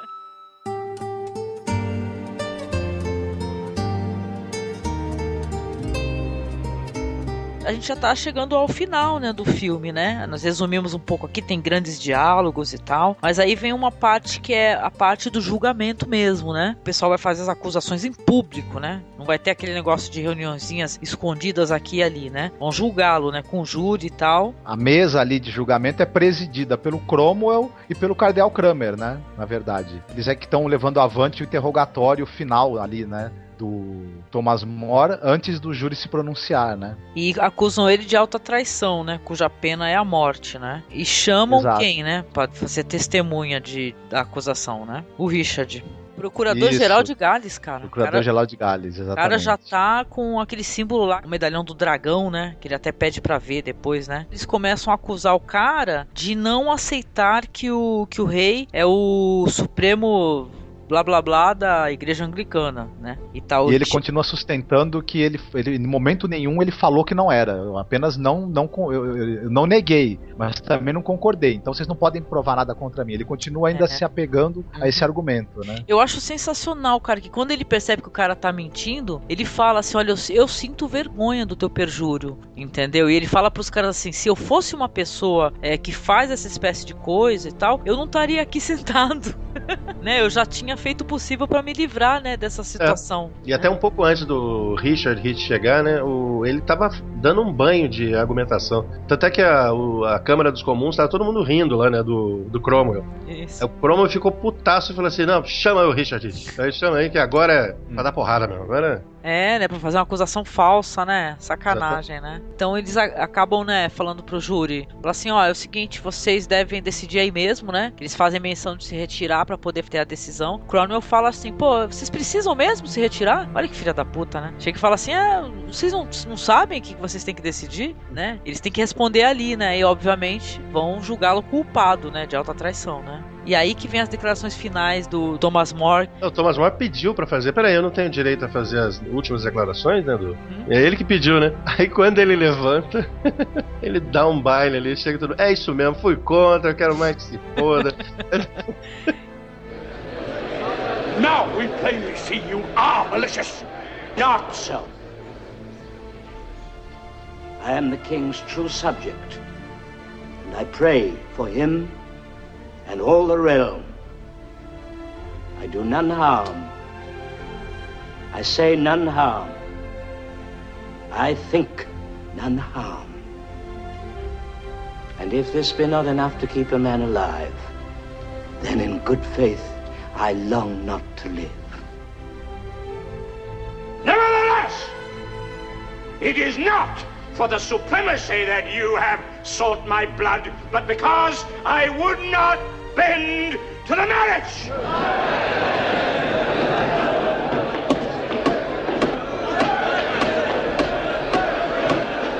You have been found guilty of high treason. The sentence of the court is that you be taken from the court to the Tower of London. O cara até grita assim, tá vendo? Olha lá ele mostrando as garras dele, né? Que ele fala que não acredita mesmo, né? Porque a briga toda, pra quem não entendeu, a briga final, né? A acusação final, é que ele não quis aceitar que o parlamento pudesse definir que um rei que é nomeado por Deus, né? Vamos por inspiração divina, fosse o senhor de outra igreja. Tá entendendo? Olha o paradoxo, né? Tem sentido, né? Vocês concordam? Que é inspiração divina pra ser rei, né? Que tinha esse credo, né, gente? Tinha que ser ungido pelo Papa pra poder assumir o trono. Isso, não, inspiração divina, era uma pessoa, não era um ser humano que nem a gente. Assim. Entendeu? Era uma pessoa, sabe, foda, totalmente foda. Bom lembrar uma coisa, né, que essa é uma situação toda muito sórdida, porque ele era casado com a Catarina, só que ela primeiro era assim, é o seguinte, a Catarina era casada com o irmão mais velho dele, entendeu? Só que aí o cara morreu. É isso, e ele começou a viver maritalmente com ela, né? Isso, ele começou a se chegar na tal da Catarina, ele queria tchum na Catarina. Aí o que ele fez? Aí ele conseguiu fazer com que a igreja aceitasse que como ela ficou viúva e tal, e ele era o segundo, parece que já era o segundo na ordem lá de sucessão, que ele... Supostamente ela era virgem. Isso, que supostamente ela era virgem, né? Vai saber. A igreja acabou aceitando que ele fosse reconhecido como o marido da Catarina. Só que ela não conseguia ter filhos, né? Ou os filhos morriam, né? Os filhos nasciam nasciam, a maioria nascia natimorto, mas ela teve uma filha única, que foi a Maria I, né, da Inglaterra, também chamada de Blood Mary depois. Blood Mary. Então não, a questão é que, no final de contas, olha, isso daí tudo no final de contas tem muita política envolvida. A igreja, na verdade, não queria melindrar os reis da Espanha por causa da Catarina, por isso que não queriam declarar que ela não era esposa do cara, tá entendendo? Dar o divórcio. Não era uma questão religiosa, era uma questão política, entendeu? Por isso ele acabou ficando com a Ana Bolena, né? Teve o rolo dele com a irmã da Ana Bolena, né? Que tem até aquele filme A Outra Bolena, né? Primeiro ele ficou com a Maria Bolena, se eu não me engano era o nome dela. O rei teve um relacionamento, durante esse intervalo ele meio que enjoou dela, conheceu a Ana, aí se apaixonou perdidamente, e aí que gerou a situação do divórcio, porque ele queria ter filhos, homens, para herdar o reino. E por conta disso gerou toda essa discussão que nós tivemos ao longo do filme. Mas também não teve um fim muito bonito essa Ana Bolena, não. Se vocês quiserem saber. Tem aquele filme, gente, Ana dos Mil Dias. Exatamente. Ela durou 1000 dias, de cara. glória. Depois se danou também, né? Acabaram enrolando ela em outro processo de traição qualquer aí. Usada de incesto. O filme mostra, né? O filme tem aquele parecer que como se fosse verdade, né? Mas são acusações, porque naquela época, como nós vimos aqui pelo filme do Thomas More, as pessoas podiam ser acusadas e condenadas por crimes que elas não realmente cometeram. Exatamente. Aliás, uma curiosidade, a Ana Bolena é mãe da Elizabeth I, que tem outro filme sobre ela e muita gente gosta desse filme. Kate Blanchett, é isso? Exatamente, essa própria Elizabeth, que é filha da Ana Bolena, que é uma consequência direta ou indireta dessa história que nós estamos... Detalhe, depois tem até tem uma série foda da BBC, chamada, acho que é Elizabeth The Virgin Queen, não sei se vocês já chegaram a dar uma olhada. De qualquer maneira, é uma história super intrincada, tem religião no meio. Eu acho que a pessoa, assim, mais verdadeira dentro dessa história, dentro desse contexto mesmo, é o Thomas More. Entendeu? Que, né, que ele não se dobrava. Mas de resto era politicagem, a igreja, imagina. Totalmente, até hoje, muita politicagem, comendo solto. Pois é, alguma coisa antes da gente falar do final? Queria falar que na hora em que ele fala que ele vai descarregar a consciência, que realmente ele não concorda, e por quê? E porque ele discorda que o rei possa determinar que as pessoas, né, neguem os preceitos da sua fé por um decreto e etc. A interpretação também do Paul Scofield nesse momento, ela é grandiosa, né? Nossa. Então essa voz que você falou, que ele tem um tom de voz muito potente, uma força, uma envergadura moral muito grande, né, no que ele está dizendo ali, na maneira como ele está falando aquilo, né? E um espírito rebelde indomável, de certa maneira também, que ele tinha, né? Que ele põe pra fora nesse momento, que não se dobra, né? Desabafo final, né? Detalhe assim, uma curiosidade é que o Richard Burton, ele recusou esse papel, né? O pessoal também pensou em dar pro Richard Burton, viu? Aí você fica tentando imaginar, né? Conhecendo a atuação dos caras, como é que seria com o Richard Burton. Com o Charlton Heston eu não tive, infelizmente, acesso a ver esse filme feito pra TV, né? Gostaria demais. Se alguém puder nos ajudar aí, por favor, mande aí um link.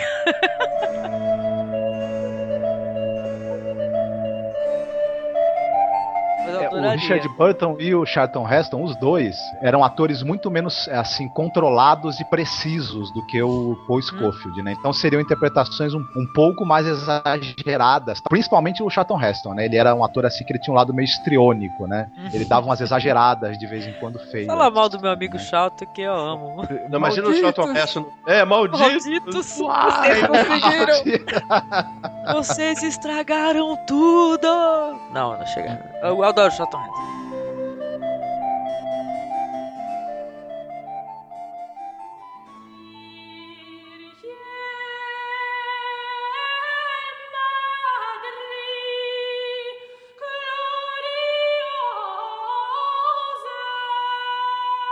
Sei que aí vai vir a cena, né? A cena final do filme, que é interessante, é impactante, de uma maneira muito econômica, assim. Mostra o Thomas More, né? O céu, os pássaros. E ele fala assim, frase mais famosa dele, né? Uma das frases mais conhecidas, né? Ele fala que ele quer ser breve, né? Com um bom discípulo do rei que ele é. Aí ele diz assim: eu morro como um servidor de sua majestade, mas primeiramente de Deus, né? Perdoa o carrasco, né? Não tem a vergonha do seu ofício, né? Isso, dá moeda, né, pro carrasco, né, pelo trabalho dele. Pra afiar o machado, né, porque senão o machado pode ficar cego ou errar a pontaria, o que demoraria um pouquinho mais. Primeiramente, né, o rei, na história, né, isso já indo pra história, não pro filme. A pena que o Thomas More ia sofrer ia ser, primeiramente ele vai ser enforcado, o seu corpo vai ser jogado no chão com vida e depois esquartejado. degolado. Essa é a pena da lei. Isso, só que aí depois o rei ficou com peninha e falou assim, não, pode só degolar ele, tá? Aí disse que o Thomas More comentou, né, dizem, né, que ele comentou assim, olha, tomara que a piedade do rei nunca alcance meus amigos, né? E fala, porque, porra, era um filho da puta esse rei maldito. Pois é, cara. E temos aí o final, né? Porque aí quando corta-se a cabeça do Thomas More, né? Encerra-se o filme aí com umas letras contando o que aconteceu com alguns personagens, né? E volta a gárgula aparecer. Isso, volta as gárgulas, né? Diga, Marcos. Não mostra a cabeça dele sendo cortada. Eu achei outra sacada do diretor excepcional, que mostra ele colocando a cabeça, carrasco, erguendo o machado. Quando ele desce o machado, a tela fica preta, né? Então, uma sacada... Eu acho que isso teve mais impacto do que se tivesse mostrado a decapitação, né? Porque a gente imagina a decapitação e sente esse impacto dessa vida aí que foi tirada, né? Guerra dos Tronos, né? Quando corta-se a cabeça do Ned, tem um milésimo de segundo, né, Ivan? Que mostra, sim, né? Sim. Mostra bem pouquinho, mas também dá não fade out, já muda a cena pra outro local também, né? Não mostra com exatidão, né? A decapitação, né? Mas olha, é sinceramente inspirado, viu, Ned Stark no Thomas More, viu? Eu senti. Também. E depois ele tem as letras, né, que vão subindo e mostrando o que aconteceu com os personagens, e a gente fica sabendo que todo mundo se ferrou depois, menos o Rich, né? Menos o vilão. Que sacana, né? Morreu de velhice, morreu né? De sífilis, foi o rei, morreu de sífilis, o Kramer morreu queimado. Degolado. Queimado ou degolado? O Kramer queimado. Caraca. Ah, tá, o Kramer que é o bispo. O degolado foi o Cromwell, né? E o amigo dele, o Duque de Norfolk, o que aconteceu com ele? Mostra? Acho que sim, né? Ele seria morto também, degolado, mas o rei morreu antes dele. O rei morreu antes, ele fala isso. Caramba. No final de contas, quem se deu bem mesmo foi o riquinho rico, né? Mas só que tem um comentário. Se tornou chanceler da Inglaterra. Tem aqui na cultura popular, aqui assim, ele fala que um historiador, Lord Dacre, ele disse um comentário sobre o Richard Heath, né? Que é uma pessoa que ninguém pode falar uma palavra boa dele. Imagina, ele morreu dormindo, estava escrito lá, ele morreu na cama, dormindo. Mas, você vê, né, é uma pessoa que morreu queimada, né, literalmente. A imagem dele morreu queimada e tudo. E como se, vamos supor, é que eu não acredito, mas eu acreditei, agora que a gente vai falar sobre esse negócio, acreditei em vida após a morte e todas essas coisas. Mas se tivesse isso, até o coisa falou, esse aí já tá no inferno. Ele vendeu a alma dele, já era. O capeta tá lá espetando a bundinha. Tá espetando, ele sofreu lá, ele tá sofrendo agora. Eu tenho a impressão de que ele saiu do inferno e foi ali pra poder fazer aquela cena.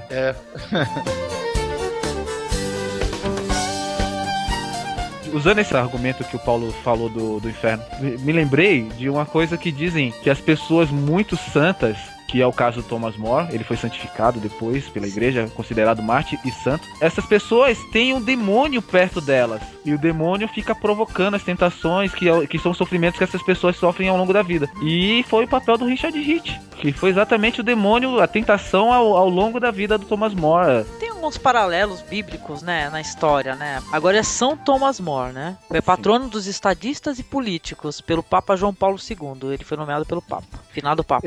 Eu imagino se o Thomas More pudesse saber que ele ia ser justamente patrono dos estadistas e políticos. Ele ia falar, o quê? Não! Ele ia falar, não, maldito! Isso é uma piada de mau gosto comigo. É sacanagem, né, cara? Porque, porra, como é que tá a política? Tá feio o negócio.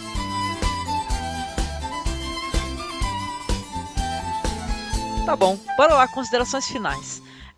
Marcos, como é que foi a experiência de assistir O Homem que Não Vendeu Sua Alma, filme que foi você que recomendou, né? Pela primeira vez que fizéssemos um Masmorra Classic. Como é que foi? O que você achou? O que você pensa? Então, eu acabei conhecendo esse filme porque eu tinha ouvido falar, tinha lido que era uma interpretação assim, fenomenal desse ator, do Paul Scofield, né? Aí eu fui assistir o filme por causa da interpretação dele, porque ele também tá num outro filme, se eu não me engano é o filme do Peter Brook, sobre o Rei Lear. Ele é o Rei Lear do Ricardo III. Então eu tinha gostado muito da interpretação dele no filme e quis ver outro papel dele. E acho que depois de tudo que a gente comentou aqui, dá para as pessoas terem uma ideia da profundidade do filme, da quantidade de assuntos interessantes e importantes que são retratados nele. Então eu acho que é um filme, primeiro, que tem um conteúdo muito interessante, muito profundo, que gera muitos questionamentos, né? Muito atual, na minha opinião, principalmente, né, dado certas questões aí de política internacional que a gente tem visto nos últimos tempos. Então acho que é altamente recomendável, viu?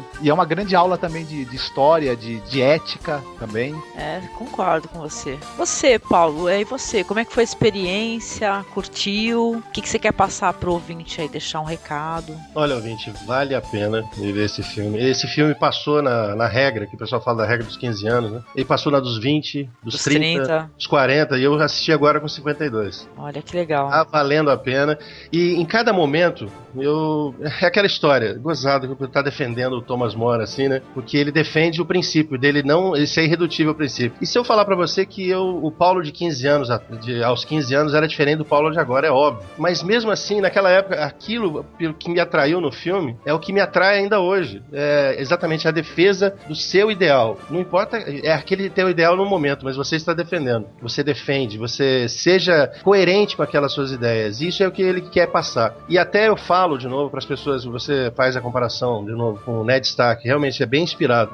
Aquilo mostra, para muita gente que fala que o Ned Stark fez uma coisa errada, ele não fez errado. É que o Ned Stark, ele diria assim, ele tá fazendo, assim como o Thomas More fez naquela época, uma coisa para tornar o mundo um pouco melhor pra gente aqui, defendendo uma coisa, uma causa, que é a causa da lei, que você defender, não a bagunça, você ficar alterando a lei ao seu bem-querer, né? Você cria a lei porque você vive com pessoas, é para isso que existe a lei. E até eu não sei, o Ivan falou sobre a utopia, eu não li ainda, infelizmente, mas você vê que aquilo mostra, principalmente os escritos do Thomas More, né, que ele era uma pessoa além do tempo dele, ele estava fora, eu diria que ele é um homem moderno, apesar exatamente dele ser católico, ferrenho, esquece esse lado, porque todo mundo naquela época tinha, ou isso ou aquilo, uma religião diferente até, mas ele estava defendendo uma ideia, e é isso que eu acho importante para que vocês vejam, que tanto ele quanto o Ned Stark, o personagem lá do Guerra dos Tronos, ele estava defendendo uma coisa boa. Era mais fácil ficar quieto, aceitar tudo? Sim, se todo mundo fizer isso, nada muda. Exatamente. Nada muda. Concordo. Nada, pô. Daquele sacrifício do Ned Stark, ele fez um sacrifício e isso vai alterar. Isso vai mudar. E já está mudando lá na história, né? Eu acho que quem lê os livros, né? Precisa, né, Paulo? Precisa ter alguém que fala não, né? Pra certas coisas, né? Exatamente. É mais fácil falar assim que... Não, fala assim que assim você... Mas por dentro você mantém que... Não, eu sou rebelde, mas por fora eu sou conformista. Não, a gente tem. Se você fala... Se vale a pena lutar, luta. Luta pelo que você gosta. E esse filme mostra isso daí. Vai ser difícil. Em alguns momentos você vai estar na situação dele. A outros momentos você vai estar na situação, por exemplo, de Galileu Galilei, que não chegou a morrer, mas foi aceitando. E assim aos poucos. A coisa vai mudando aos poucos. E a gente vê que pela Inglaterra, ele não conseguiu. O rei não conseguiu dobrar o Thomas More. Entendeu? E o filme mostrou isso. Ele chegou, mostrou a que veio e é isso aí. Acho que vale a pena sim. Assistam. Sim, concordo. Maravilhoso. E você, Ivan, querido? Suas impressões e o recado pra galera aí? Bom, eu cheguei nesse filme, como eu já falei, através da sua sugestão, mas eu já tinha lido antes Utopia. Eu sabia que era de Thomas More, mas não sabia que existia um filme sobre a história dele, que confirma a expectativa que eu tinha em função do que eu li. Quanto ao filme em si, o Paulo foi muito claro, expressou muito bem o sentimento que o filme passa, que há ideais pelos quais vale a pena viver e, se necessário, morrer. Não que nós tenhamos que fazer isso aleatoriamente. O caso de Thomas More, ele estava na posição em que ele precisava fazer isso, tanto que ele permitiu que a esposa e a filha deles abrissem mão dessa condição para continuar a vida deles, mas ele precisava representar esse símbolo. Então é um exemplo de história de vida que eu acho que o filme por si só vale a pena ser visto, mesmo que a pessoa fale, esse negócio de ideologia, eu não tô interessado nessas coisas. A fotografia é linda, a caracterização dos personagens, a representação histórica, o contexto é muito verdadeiro e só por isso o filme já compensa gastar um pouco mais de 1 hora vendo. Sim, é um espetáculo, né? É espetacular. Minhas impressões, né, concordo com o que todos falaram perfeitamente. Esse negócio da gente acabar relacionando com o Ned Stark, né, que é a primeira vez que eu assisti, obviamente eu já pensei e falei, caramba, olha o Ned Stark aí, né. Talvez o Thomas More tivesse a família ali. Depende muito de como é que é o governo, né, de que maneira que o governo vai lidar com certa situação. Eu sei que eu acredito em tudo que o pessoal falou, esse negócio da gente não se vender a certas coisas. Na minha vida pessoal mesmo, eu tive momentos de trabalho e tal, trabalhando, que eu não fiz coisas erradas, entendeu? E eu fui escrotizada terrivelmente. Então acho que na vida tem muito disso, da gente ser obrigado, sabe, a fazer certas coisas e a gente acabar se sentindo mal depois.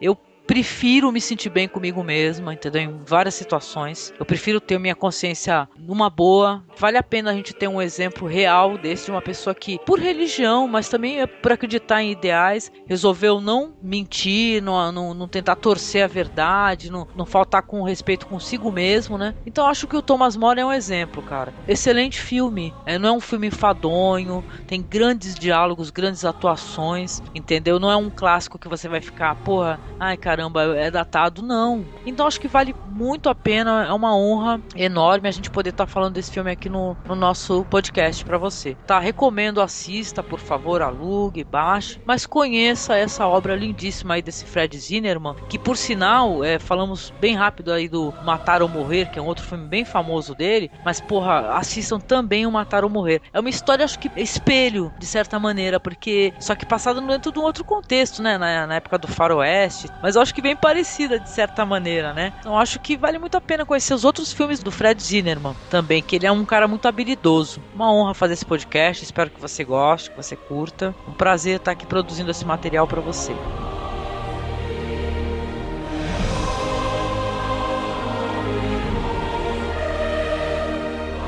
E eu quero agradecer aqui ao Paulo, que é lá do Pode Especular. Por favor, Paulo, você fale aí dos seus projetos, deixa o seu endereço aí do site, do podcast. Obrigado. Nós somos lá do podespecular.com.br. É um site um podcast sobre literatura especulativa, né? Ficção científica, fantasia, horror, terror. Se bem que até agora pouco horror e terror nós falamos e pouca fantasia, mais ficção, porque é uma coisa que a gente mais gosta, eu mais gosto, né? Mas o pessoal tá tentando me virar pro outro lado. E eu vou fazer mais podcasts sobre isso. Nós fazemos podcasts temáticos, fazemos também leituras de contos, dos quais já fizemos a gravação com a Angélica e com o Marcos, né? Tá pra sair em breve, mas vou mudar pra eles, vai ser num site especial, que é o Pode Esperar, né? Vai sair, fique tranquilo. Não, tô brincando, vai sair sim. E, por favor, apareçam lá. A gente tem várias coisas lá interessantes pra vocês. E só uma curiosidade, só puxando um pouco a sardinha pro meu lado, né? Você falou que do Sobre Matar e Morrer tem a versão também de ficção científica desse filme, né? Ai, caramba, me fala qual que eu vou atrás. Outland, né? Olha, não conheço, não assisti não. Sean Connery. Vou ter que ver agora, pra fazer a comparação. É a mesma coisa. Foi uma homenagem que ele fez, é bem fincado. Só que ele é um xerife lá numa estação de mineração lá em Titã, né? Na lua de Titã. Poxa, que legal. Belo link. Obrigada. Adorei. E agradecer também aqui ao Ivan, que é o nosso leitor, que é nosso ouvinte, pela participação, pela gentileza de passar seu tempo aqui, sua tarde conosco, conversando desse filme. Eu que fico muito feliz e agradecido de ter participado, falar de um filme tão bom, que traz um sentimento tão gratificante pra gente. Você sabe que por mim você estava em todos os podcasts, né? Obrigado. Ivan, você tem algum link, algum site? Ih, não quer. Não tenho. Tá bom. O Ivan daquele assim fala assim, o que faz? Manda te seguir? Não manda não. Tá bom, Ivan, muito obrigada, viu? E agradecer ao Marcos, mais uma vez, juntos aqui, falando de bom cinema. Gravou primeiro O Homem que Queria Ser Rei, depois foi o Homem que... Agora que tá sendo o Homem que Vendeu Sua Alma. Vai ter que sair na ordem. Grava O Homem que Matou o Facínora também. Vamos ficar pegando esses títulos aí. O Homem que Matou... Adoro esse filme, viu? O Homem que Matou o Facínora. O Homem que Sabia Demais. Enfim. Então eu tô vendo que eu já vou participar da série O Homem. Olha que foda, adorei. Esse podcast, faz aí a série. Cine Masmorra tá muito machista, hein? Cadê as mulheres que fazem? Eu quero também. Não, tem que providenciar, cara. Mas diga, Marcos, muito obrigada. Aqui quer deixar um recado pro ouvinte? Então, continuem escutando os podcasts da gente, acessem também o site do Cine Masmorra, que também tem bastante matéria sobre cinema, né, da equipe da gente, do pessoal que tá escrevendo, uns textos bem bacanas. E o prazer foi todo meu de estar aqui com você, Angélica, com o Paulo, com o Ivan, comentando desse filme que eu gosto bastante. É uma delícia, foi diversão pura. Nossa, adorei também. E é isso, gente, agradecer a você que nos escuta, que nos retuita, que ajuda a divulgar o nosso trabalho aqui. Nos mande um e-mail para contato@cinemasmorra.com.br se você quiser falar um pouco mais do filme, ou você comente aqui na seção de comentários, tá? É legal saber o que você pensa também. Coloque aí nos comentários o que você gostaria que tivesse aqui nesse projeto Masmorra Classic, né? Também nós vamos verificar aí a nossa disponibilidade para fazer, tá? E um grande abraço e até mais. Até mais. Até mais, abraço. Tchau. Abraço.